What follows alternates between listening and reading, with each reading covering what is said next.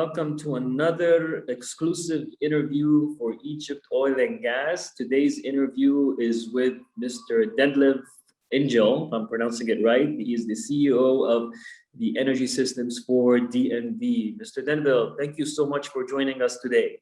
Thank you for having me. Thank you. We look forward for a very, very fruitful and interesting interview for Egypt and your operations in Egypt and what your plans are as DNV Energy Systems for the coming period. So let us start by getting to know more about DNV. And DNV has been operating in Egypt for so many years right now. What makes Egypt an attractive market for your company?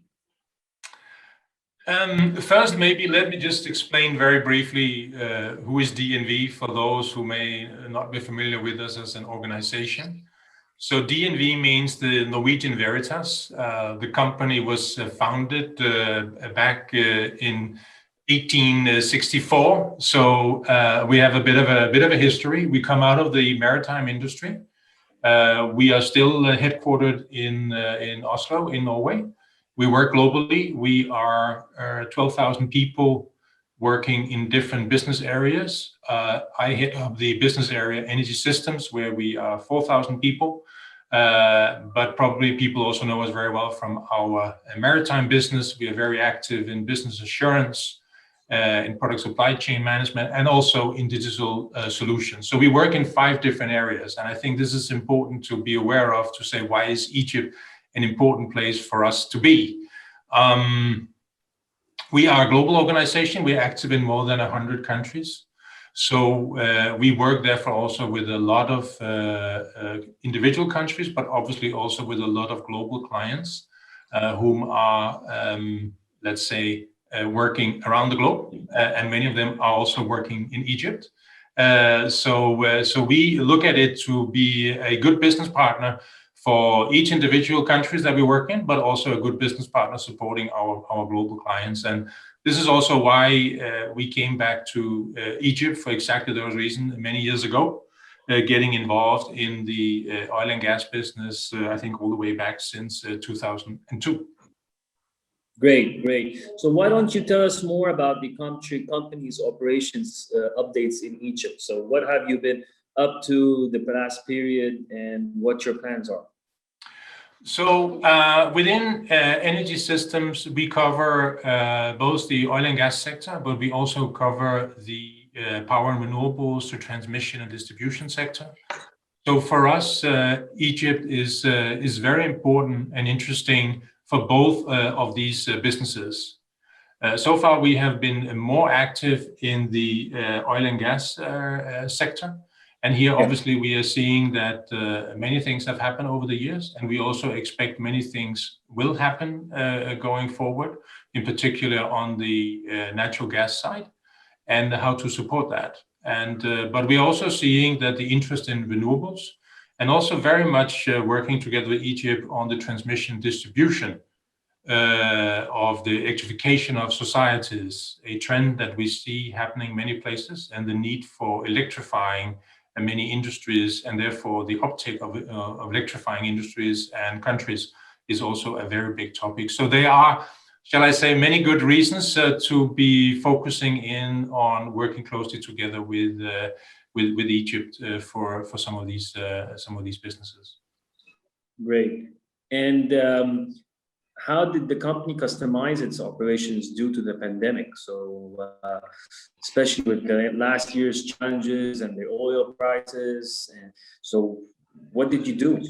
Well, so I would say as a company, we are very mindful of that we take good care of both our customers and our colleagues. Actually, the purpose of the company is to safeguard life, property, and the environment. And this is a very important part of our DNA and also how we set our business priorities. So when the pandemic hit us, we were, of course, very mindful of how do we make sure that our 12,000 people are safe, and how at the same time can we make sure that our customers are safe, but while we can do the jobs. So we have moved, for instance, in Egypt, very much from doing, let's say, surveys with people on the ground, going into remote surveys. And actually, just last year, we did more than 4,000 remote surveys in this sector, which was 4 times more than in 2019. So I would say the pandemic learned us very fast. I think, like in many other businesses, that you need to tune into new business models and you need to do business in a different way. And this is actually proven out to, you have to get your hands around it and get to know it. But once we got into the swing of it, I'm wondering whether we will stay on that when the pandemic is over, or whether we will go back to the good old way, or maybe probably some kind of hybrid that is yet to be seen. So I think we really looked very carefully on how to make sure that our customers could keep operating and we could keep giving the same services, but in a new way. Okay.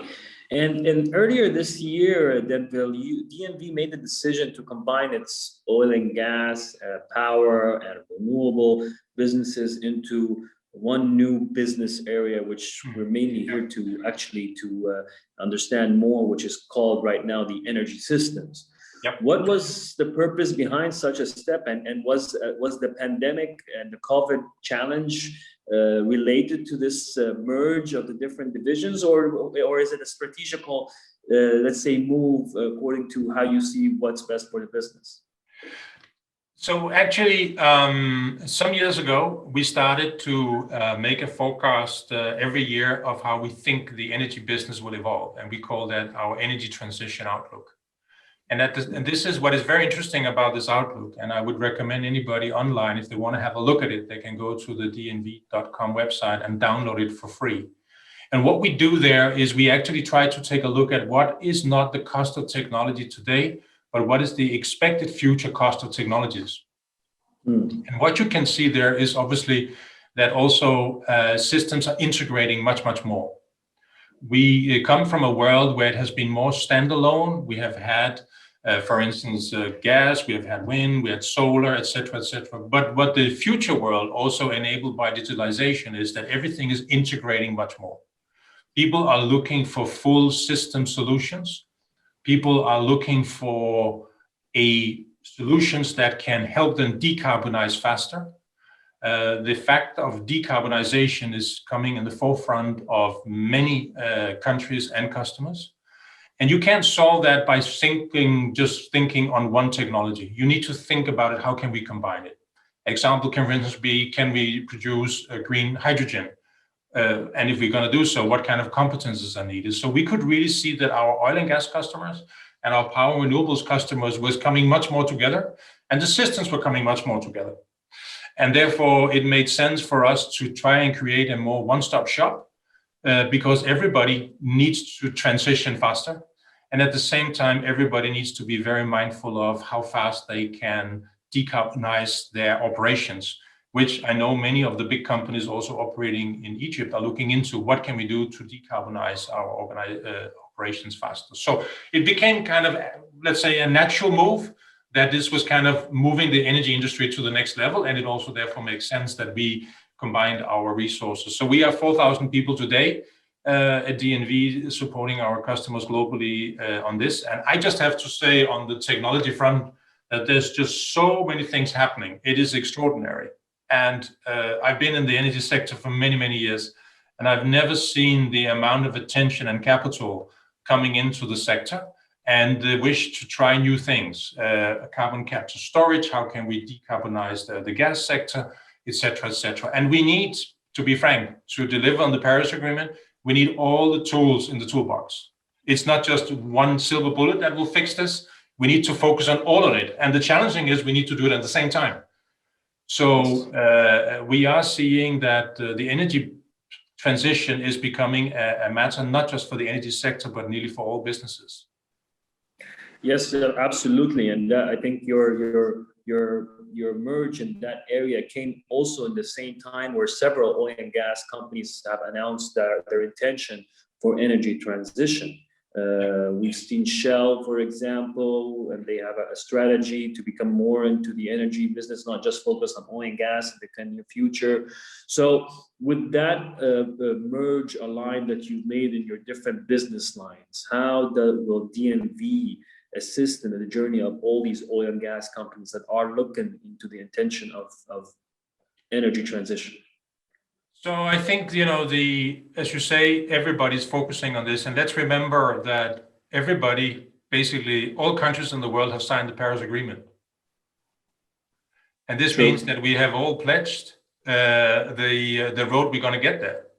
But we all know that we are behind. So in order for all of us, just to put it into perspective, to get to Paris across the globe, all of us need to reduce our CO2 emission 8% every year. Every year. And during the pandemic we talked about before, we managed to get down by probably 6% carbon reduction when we basically stopped flying, when we basically stopped going to the office, etc. Then we managed 6%. But I'm sure everybody's very eager when the pandemic is over to start going back to business as usual, which means that we have stopped flying once and we can't do that 2 times. So we need technology to find a new way to decarbonize faster. And this is exactly the reason for energy systems. So, and you're right, all of the major players are looking into this. All of them are made pledges. So the question therefore is, how can we scale technology fast enough to get there? How can we decarbonize, for instance, the gas sector? I very often get the question, okay, so why are we not going to renewables tomorrow, all of us? Well, that's just not possible. We are, for instance, in the ETO predicting that gas is going to be a major part of the transition in the next many years to come. And obviously, we therefore also need to think at how can we try to decarbonize the gas, because we can't just switch everything to renewables tomorrow. So we need to find a smart way of how to do that. And then, as I said, we need to look at carbon capture storage, for instance, as one of the possibilities that we need to deploy. And all these things, as I said, needs to happen at the same time. So we really have many things to focus on across the industry. Yeah, and I was just going to ask you with regards to the natural gas, and how do you see that the natural gas will play a role in the energy transition, especially, natural gas in Egypt is a major commodity and a major business commodity right now in all levels, from upstream to downstream, and the use of natural gas, even the local market right now, is becoming an essential part or essential commodity for the market. So how can we see the role of natural gas in the energy transition? So as I said in our energy transition outlook, we see that gas will still be a very important fuel for many years to come. And therefore, of course, the challenge the challenge therefore is, what can we do to try to also decarbonize the gas that we use? And I think this is a big challenge we need to all take on board. And we also need to look at, when we look at it, for instance, what are we going to do about the coal industry? Because obviously we have to also say that industries pollute differently. And therefore, I would say coal is probably where we need to have our first attention right now. And that's also why we're saying that gas can be a good transition fuel as we're moving into finding new solutions. And the very important part here is that we don't just think this we can do in 2040, 2050. It's really about what can we do next year? What can we then do for the gas sector to make it more safe? How can we make it more reliable? And how can we look at how can we also decarbonize the gas sector while we're using it, so we can use gas in a smarter way. And I think this is a very important part of the journey that we have together with many of our current oil and gas customers, of how we can help them to decarbonize while still using their products. So if we're talking about decarbonizing our energy, let's talk about the role of hydrogen then. Yep. So what is the role of hydrogen currently playing as far as decarbonizing energy? So I think hydrogen is probably, I would have to say, over the last maybe 1.5, 2 years, have come back on the agenda in an unprecedented way. True. And hydrogen is, of course, we also think going to be a very important part. But we all know that we are still in, let's say, in the early days of hydrogen, and how we can use hydrogen in the transition, whether it is blue or green, that we need to focus on. And I think that the first we have to really look at how to make hydrogen, let's say, prove the safety case for hydrogen, which is going to be very important. As I said, safeguarding life, property, and the environment also means we need to make sure that the technologies we deploy are really safe. And there, I think that will be the first step that we really have to be mindful on for hydrogen. We therefore also have to look at, can we develop a efficient hydrogen infrastructure? One of the questions, for instance, is what of the current infrastructures we have from the oil and gas sectors could we also be using in a smart way going forward in a hydrogen transition? And what are the possibilities for doing that? We also that have to look at how can we scale carbon capture and storage, the CCS. When we look into hydrogen, how can we use that and how can we deploy that in the right way? And then I will also have to say we need to look at policy and the role that policy plays for whatever of the energy sectors we look at. And there's also no doubt that in this view, hydrogen is going to be very important. I will also say that one of the challenges we have as well is to store, particularly from renewables, how to store the electricity when we generate much more of it. Because when you look at our expectations, we see that both wind and solar is going to have a massive uptake in the years to come. And all this electricity, when it's being produced, is not going to be consumed at the same time. So how are we going to store it? And this is where, for instance, hydrogen can become very interesting for the production of green hydrogen. And we also need to be, let's say, fair in saying that in the energy world and in the industry world, they are, I would say, the hard to abate sector and the easy to abate sectors. And I don't get me wrong when I say easy, nothing here is easy, but maybe it's easier is maybe the right word, yes. Whether we talk about EVs or people's homes. But the hard to abate sectors like airlines, like shipping, some of the very heavy industry manufacturers will require that we come up with a new type of fuel. And here again, hydrogen can become very interesting to be used for those sectors. And so I think hydrogen has a lot of potential, but we also need to be mindful of that we need to go through many things in order to really unfold this potential. And therefore, again, the faster we can do that, the faster we can start to deploy it at a bigger scale. So again, these are some of the things that we are really working very hard on, and which definitely also can be very relevant for your country. That before we go into taking your thoughts on Egypt as a market, let's go back again and focus a bit on the DNV and how can DNV stay true in its sustainability goals while working with the oil and gas industry? So our view is that we need to be realistic, and safeguarding life, property, and the environment for us really means we need to look at not where people are coming from, but where they want to go. So as you mentioned before, many of the major oil and gas players are really looking at how to decarbonize their footprint. And we see our role as helping them to do this as fast as we possibly can. Because this is the only way we are going to get to Paris and the Paris objectives. So therefore, I think this goes very well hand in hand, as long as we find the right way of doing it. So there are clear plans for how we should decarbonize the various sectors. And this is how we really see the two and how we can support that journey for both countries and for companies. As probably many people watching this will know that when we get to COP26 here in November in Glasgow, let's see whether it'll be virtual or not.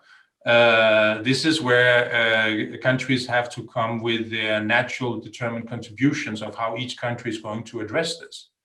And this, of course, means that both public and private partnerships are going to be absolutely crucial of finding a way of how to make that happen. And this would definitely also will involve the oil and gas sector, of how the oil and gas sector is going to work proactively of bringing down their footprint. And here we really see we can contribute a lot. So for us, it's really, as I said, it's really a question of where people want to go and how we can maybe help them not go there, how to run there, because this is really what we need to see happening. Yeah, and Ditlev, based on your long experience in the energy sector specifically, so tell us your thoughts. How can Egypt scale up its green investments? So I have to say that we work with a lot of investors in our advisory practice, some of the largest in the world, and I have to say that what many investors are really looking for now is to find good projects and sustainable business models. So we're really seeing here that capital is chasing projects. So my recommendation is really to make an attractive investment environment with, these are long-term investments. So we have, for instance, seen the uptake of green PPAs, green purchase powers agreements, where people know exactly what are the rules of the game for the next 20 years. So if you, for instance, would set up in Egypt some long-term green PPAs on some big renewable projects, I'm absolutely certain that you would find that there would be many companies that would find it interesting to invest, as you have very good wind and solar resources in Egypt, as an example. Sure. So I would say that the capital available for investing into the energy transition are really there. The question is to make sure that people can see the framework and the long-term visibility of what they're investing into, and then I'm sure they will get there. So, for instance, issuing green bonds, if people need to raise the capital, as an example, could be something, again, which I'm sure there will be many people very interested to engage on. So I think that the roadmap is there, and of course, if we can help in any way to come up with good ideas and suggestions, just give us a call, and we'll be happy to contribute. Well, I'm sure that will happen, definitely. So let's say I have some other questions for you, but why don't we take just one question out of our attendees with us here today? I have a question from Tamer Abdel Fattah, and Tamer is saying DNV had played a great part in building technical capacities and development of core process safety competences in oil and gas sector. As DNV now is moving to low carbon energy business, do we expect same involvement for developing new demanding competencies, either on technologies itself or managing hazards associated with new technologies, which could be green from environment point of view, but not from safety consequences point of view? So let me come back to what I said before. Safeguarding life, property, and the environment is what drives us. So I'm not exactly sure what the person who asked the question means about non-safe green, but let me just say that for us, safety always comes first in anything we do, whatever sector we're in.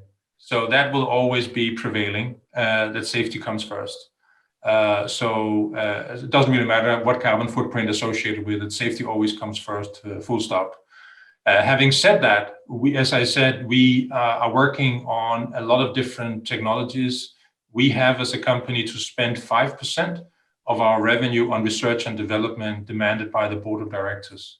So good times or bad times, 5% every year has to go to research and development. And this is the only way that we can stay in the forefront on technology, which is obviously a key driver for development of our competencies. So I would say we are very committed to the sector. We are very committed also to develop our business in Egypt. And we like to be challenged. So I'm not sure exactly the person who asked the question is looking for some kind of challenge that we should take on. But if there are something that we should be there to debate, then we'll be very happy to do so, either with the person or the company in question. Then I'm sure my colleague in Egypt will be very happy to talk to them. And going into the pandemic, with the pandemic of Corona, we saw the importance of digitalization. Digitalization right now is a major factor in anything we do. And so, in your opinion, how can Egypt's oil and gas sector embed digitalization in its operations? Well, I think, for us, decarbonization and digitization is just a fact of life going forward, and it will be so also for Egypt.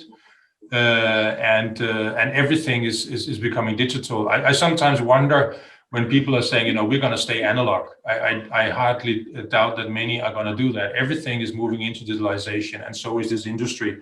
And we have been working together with the Egyptian General Petroleum Corporation, for instance, on our Synergy Life system, which is very much related to quality, health, safety, and environment, as an example of how this has been used. And we can also say that the whole aspect of digitalization is something we see great opportunities in.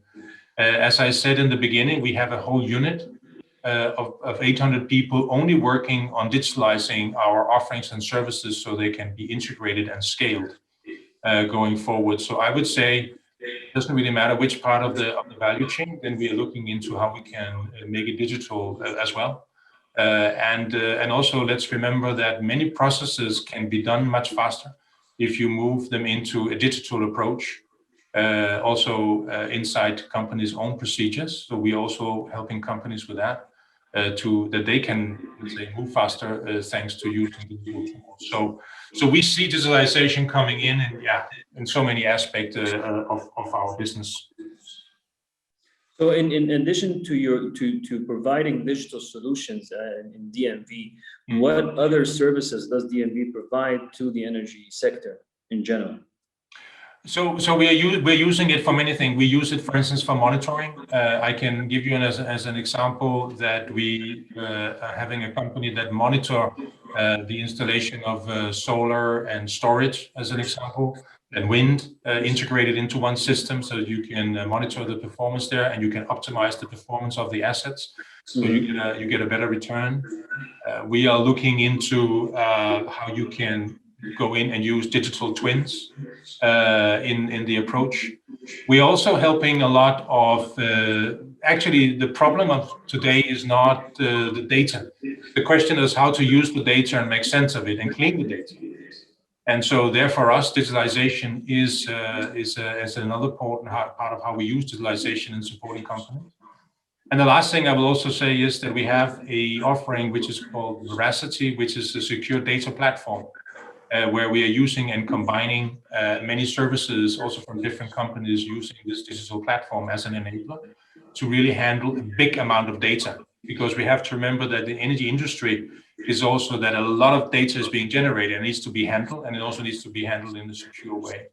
So we are approaching it from, I would say, many different angles, and we are only seeing this keeping, expanding, and I'm sure that will just continue. Great, perfect. So from your perspective, can you hear me well, Ditlev? Yeah, I can. Okay, so from your perspective, what changes will the energy industry witness in the years to come? I think we will see massive changes, and it will continue. It will unfold, and it's because we are really under a lot of pressure to decarbonize very fast. And this will drive innovation even faster. There are many discussions around how fast will it change. And this, of course, also very much up to the regulation. I would have to say from a technology perspective, we are very optimistic. We see that technologies can do amazing things and will continue to do amazing things. It's much more, as we view it, a question of whether companies and governments really are ready to take it on board. And fortunately, we see the appetite for doing so keep going up, and that also gives us a lot of hope in how we can further scale many of these things going forward. And will you see technology continue to evolve in the years to come in order to help that transition of energy in general? Of course, yes, we need the policies there, but I think without the involvement of technology, I think that will help move a bit things more faster. I think actually, we need to say there's technology, but then there's also implementation. If you look at how much you can install and scale fast, then that's actually much more a question of how fast we want to scale it. Probably one of the big challenges we have is really to find out what are we going to do with some of the investments we have made that we may not need because the other technology is moving so fast. True. We will see some kind of collision between stranded assets and new deployment of technologies that needs to find the right balance when you phase out the existing stuff with the new stuff. And this is where many find the most challenge, that is the evaluation of investments that they have made, where they actually maybe not going to use them for such a long time as they initially expected. Yeah, absolutely. Absolutely correct. So let's talk on you a bit more personally. before our last question, and just to get a feeling on what were your biggest challenge that you faced in the past year during the pandemic on a professional level. So first, I would have to say that the first priority we had was how do we make sure that we keep our colleagues safe during the pandemic. So basically, all of us at DNV have basically been working from home for a year now, including myself. So I think we have been fortunate that our colleagues and has weathered the pandemic well. So we are very thankful for that. This was the first and most important challenge to handle. The second thing is, of course, we're not seeing each other. And I think, okay, it's great that we like here have a Zoom conversation.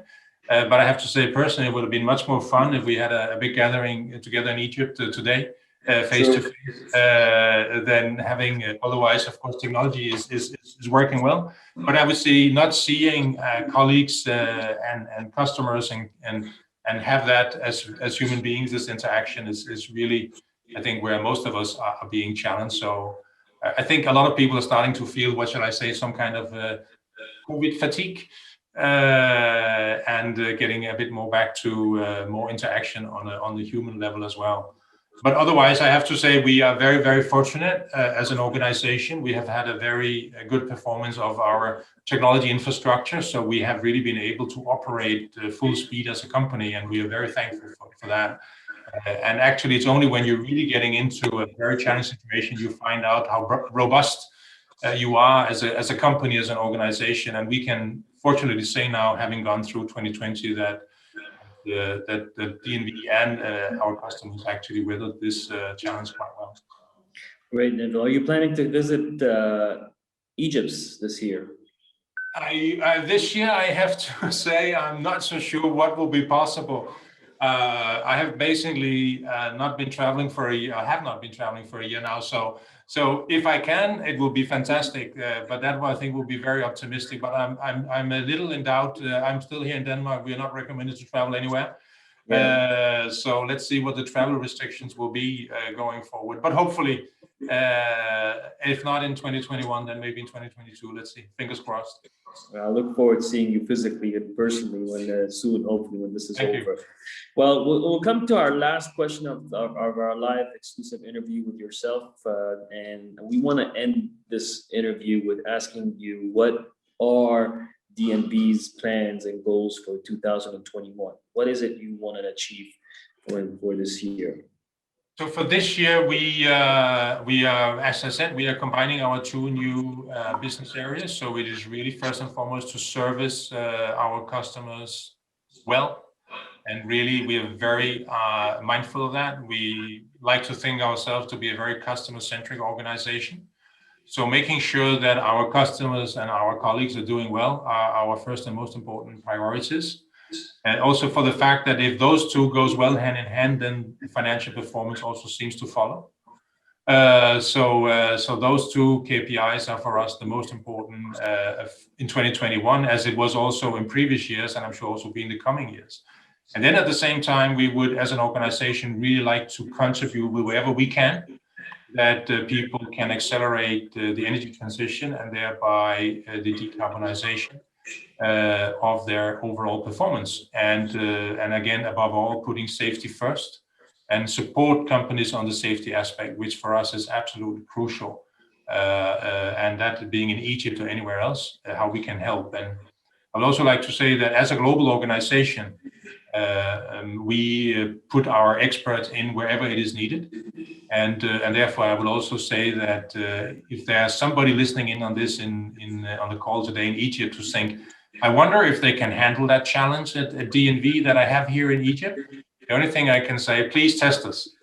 We love challenges, even if they are crazy ones. This is really where we also learn from. So anything that anybody would like to challenge us on, please reach out to me or any of my colleagues in Egypt, and would like to take it on, because this is how we all make innovation and progress, and this is what we need. Thank you so much, Ditlev, and I'll take your last sentence and say that DNV is up to the challenge. And if you have any of your challenges, please contact DNV team, and they are very happy to support you. Thank you so much for this exclusive interview. And for those who were not able to be with us live, you will find this interview on all our platforms very soon in the coming couple of days.